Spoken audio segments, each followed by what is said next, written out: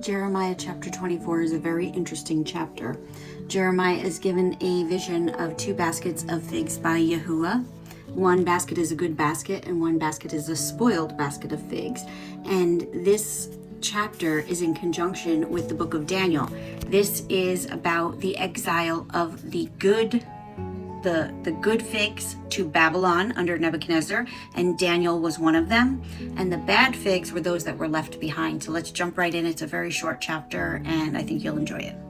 So this chapter, the good figs who were taken into exile, Yahuwah promises to watch over these exiles, including Daniel and others, and eventually bring them back to their land. I mean, Daniel becomes an old man by the time that happens, but the good figs represented those who would be preserved during the exile, as Daniel and his companions were, even though they were in captivity. Daniel's story unfolds in Babylon, where he served under several kings, and his faithfulness to Yahuwah amidst the exile fulfilled the hope that Yahuwah would protect and guide the exiles. So Yahuwah showed me, and look, there were two baskets of figs set before the temple of Yahuwah after, and I love the way they spell Nebuchadnezzar, because you see here there's Zar at the end, Nebuchadrezzar, and we know Zar means king, sovereign of Babel, had exiled Yechonyahu, son of Jehoiakim, sovereign of Yehuda, and the heads of Yehuda with the craftsmen and smiths from Jerusalem, and had brought them to Babel.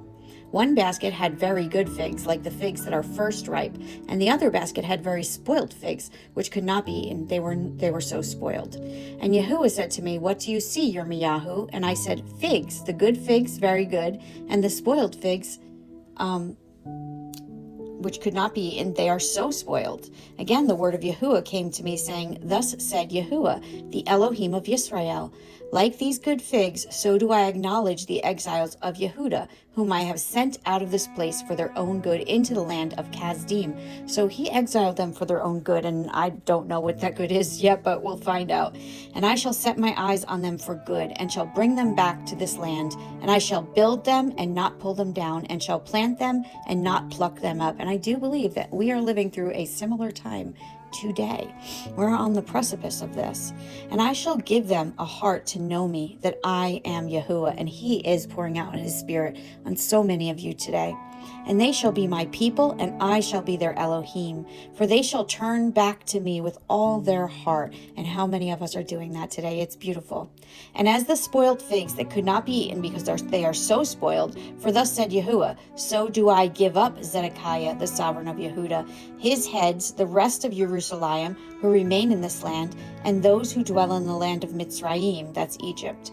"And I shall make them a horror to all the reigns of the earth, for evil to be a reproach and a byword, a mockery and a curse, in all the places to which I drive them. And I shall send the sword, the scarcity of food, and the pestilence among them, till they are consumed from the land that I gave to them and their fathers." And when I say that we're living through something similar today, technically we're not in captivity, although I kind of think we are the SLAVESs of the world, because our taxes pay the entire world and we just slave away. We work for food and shelter.